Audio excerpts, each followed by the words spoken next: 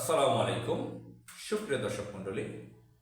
আব্দুল আওয়াল মিন্টু বিএনপির একজন নেতা, ব্যবসায়ী হিসেবে পরিচিত, শিল্পপতি হিসেবে পরিচিত, ইংরেজিতে ইন্ডাস্ট্রিয়ালিস্ট।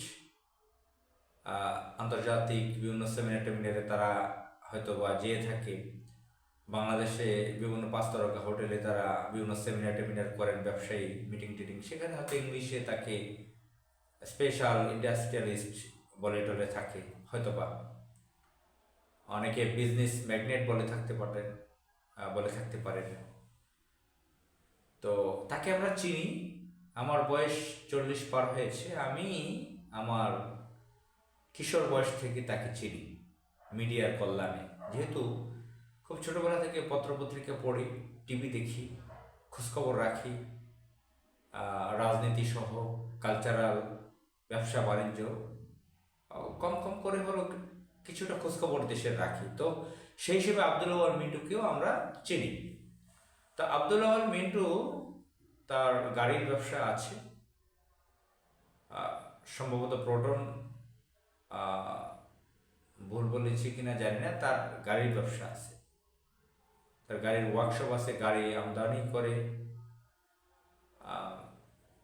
এবং বীজের ব্যবসা, লাল তীর, শিপিং ব্যবসা আছে, আরো বহুবিধ ব্যবসা, গ্রুপ অফ কোম্পানি। তার কোম্পানিটার নাম এই মুহূর্তে খেয়াল পড়ছে না। বিভিন্ন ব্যাংকের সাথে তার ব্যবসা জড়িত আছে। ন্যাশনাল ব্যাংক তার মালিকানায় দখলে রয়েছে।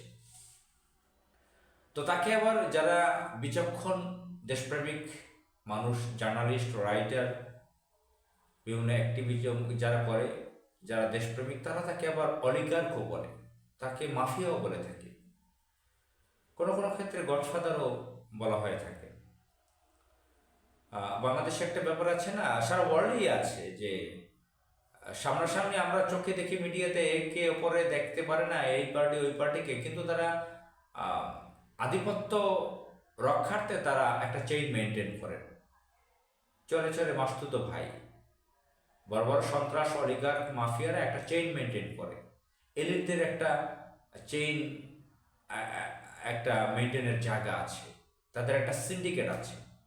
তো বিএনপি আওয়ামী লীগের একটা সিন্ডিকেট আছে, সেই সিন্ডিকেটের সাথে আব্দুল আওয়াল মিন্টু জড়িত বলে যারা বিচক্ষণ শিক্ষিত শ্রেণীর মানুষ এগুলো বলে থাকে। তো আমরা কার্যক্রম সেগুলো দেখি, প্রতিফলন আমরা দেখেছি যে যখন দিল্লির এজেন্ট লেডি লেন্দুদ্দর্জি শেখ হাসিনা অবৈধভাবে প্রধানমন্ত্রী ছিল, তখন সে যে দরবেশ হিসেবে পরিচিত ব্যাংক ডাকাত সালমান এফ রহমান, পাকিস্তানি জাতির সদস্য সালমান এফ রহমান, সালমান ফজলুর রহমান, তার বাবার নাম ফজলুর রহমান ছিল, বাণিজ্য শিক্ষামন্ত্রী ছিল পাকিস্তান সরকারের। তো সালমান এফ রহমানের ছেলের ম্যারেজ ডে, সেটার অনুষ্ঠান হয়েছে আরবিয়ান একটা দেশে, সম্ভবত জর্ডানে। সেখানে বিশাল একটা অনুষ্ঠান হয়েছে।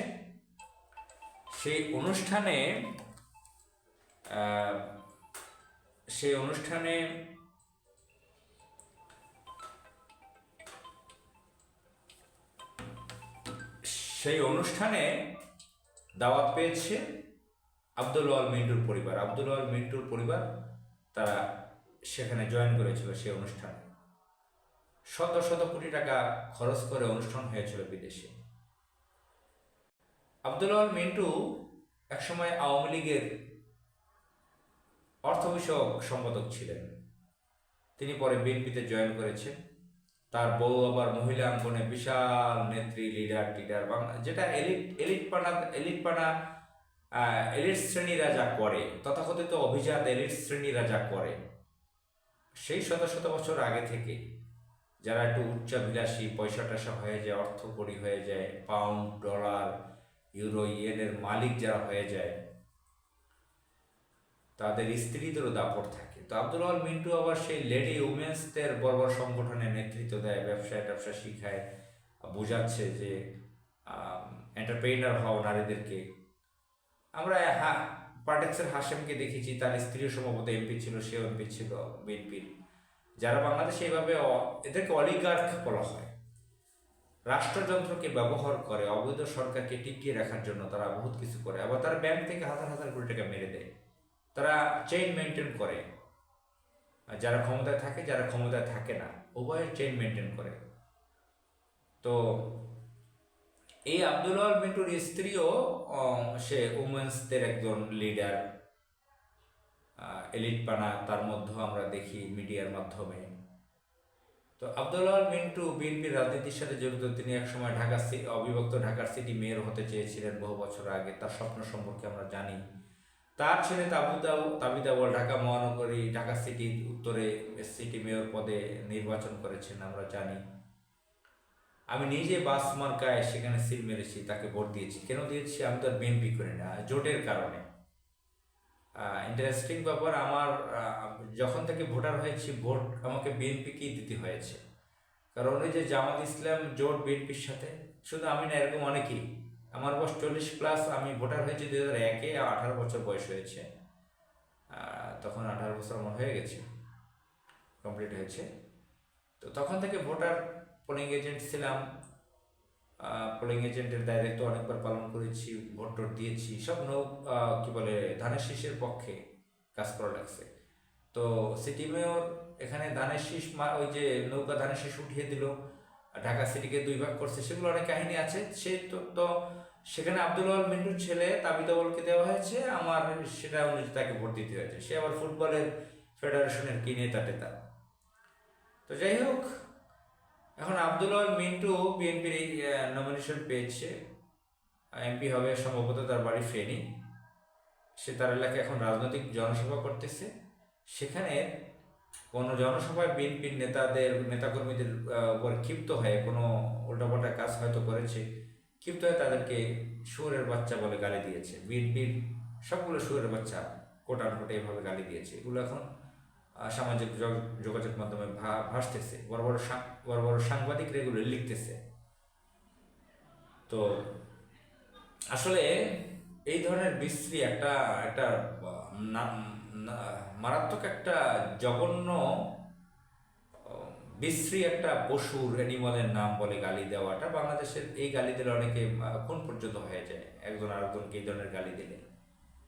একদম মারাত্মক একটা বিশ্রী পশুর নাম বলেছে, যা আমরা সাধারণত চোখ দিয়ে দেখতেও চাই না, যে এই পশুটার সামনে দেখতে না, যদিও অমুসলিম অনেকে সেটার মাংস খেয়ে থাকে, নাউজুবিল্লাহ, হারাম সেটার গোস্ত বা মাংস খাওয়া, কিন্তু সেটা খাচ্ছে তারা। তো সেই পশুটার নাম বলে গালি দিচ্ছে সে, যে এখন ধরেন সে বিএনপি থেকে নমিনেশন পেয়েছে, বিএনপির থেকে এমপি হবে, এই মুহূর্তে সে বিএনপির সবগুলো শুয়োরের বাচ্চা এই ধরনের গালি দিয়েছে। এখন ইন্টারেস্টিং ব্যাপার, বিএনপির লোকজন যে আচার আচরণ করে, কিশোরগঞ্জে যে মারামারিটা করেছে, চেয়ার ছোড়াছুড়ি, এই যে বিরিয়ানি নিয়ে খিচুড়ি নিয়ে মারামারি গোলাগুলি হয়, একজন আরেকজনকে যে প্রায় 100 জনের মতন মেরে ফেলেছে 5 আগস্টের পরে পর্যন্ত 17 মাসে, নিজেরা কোন্দলে। এবং তারা যে কোন্দলে জড়িয়েছে যুগ যুগ ধরে, তাদের দল 70 দশকে, সম্ভবত 77 সালে তাদের দলের জন্ম হয়েছে, হয়তো বা ভুল হতে পারে, আবার জিয়াউর রহমান ক্ষমতা আসার পরে তিনি দল গঠন করেছেন। এরপর থেকে তাদের মতো দলীয় কোন্দলে কত শত শত মানুষ মারা গেছে। তাদের যে আচার আচরণ, ক্যারেক্টার, চাঁদাবাদী, মাস্তানি, সন্ত্রাসী, ব্যাংক ডাকাতি, লুচ্চামি, গুন্ডামি, ধর্ষণ, টেন্ডারবাজি, যত অপকর্ম আছে সব তারা করে। তো এই আকাম কুকাম অপকর্ম দেখলে তো বোঝা যায় তারা আসলে ওইটা ডিজার্ভ কি বলে করে, যে ওই গালিটা, যে শুয়োরের বাচ্চা, তাদের ক্যারেক্টার তো আসলে খুবই নগণ্য, বিশ্রী ক্যারেক্টার। তো ওই নগণ্য বিশ্রী পশুদের বাচ্চা বলে গালি দেওয়া হয়, যেহেতু মানুষের জন্ম, মানুষের বাচ্চা, তাদের ক্যারেক্টার তো শুয়োরের বাচ্চাদের মতনই আসলে। এখন হয়তো স্লিপ আপ টাং, এটা আব্দুল ওয়াহাব মিন্টুর মুখ থেকে বের হয়ে গেছে। আব্দুল ওয়াহাব মিন্টু সম্ভবত প্রচুর স্মোক করেন, তার কথা বলার সাউন্ডটা একটু কেমন কাটা কাটা মোটা মোটা আসে, আর বোতল টোতল কত খায় জানি না, গালিটার আগে দিয়েছিলেন। এখন এগুলো বিএনপি আওয়ামী লীগের অনেকেই গালিটা বিভিন্ন দিকে নিজেদের নেতাকর্মীদের দিয়ে থাকে, এগুলো আমরা দেখে আসছি বহু বছর আগে থেকে। আমার এলাকার, আমার বাড়ি বাগেরহাটের মোল্লাগঞ্জ, সেখানে ডাক্তার মোজাম্মেল হক ছিলেন আওয়ামী লীগের নেতা, মন্ত্রী। তিনিও তার দলের নেতাকর্মীদের এই ধরনের গালিগালাজ করতেন। তো অমুসলিম বা ইসলাম বিরোধী যারা ইসলামিক দল টল করে না, তাদের মধ্যে এই কালচারটা বেশি দেখি আমরা। বিএনপি, আওয়ামী লীগ সহ অন্যান্য ধর্মের মধ্যেও তারা রেশারেশি ভেদাভেদ আছে, যেটা ইসলামিক দলের মধ্যে, মুসলমানদের মধ্যে এগুলো কম থাকে। না থাকলে না থাক থাকে না, এটাই বেশি আমরা দেখি। তো যাই হোক, মহান আল্লাহ তাআলা আমাদের দেশকে আসলে ওই শহরের বাচ্চাদের থেকে রক্ষা করুক। আসসালামু আলাইকুম।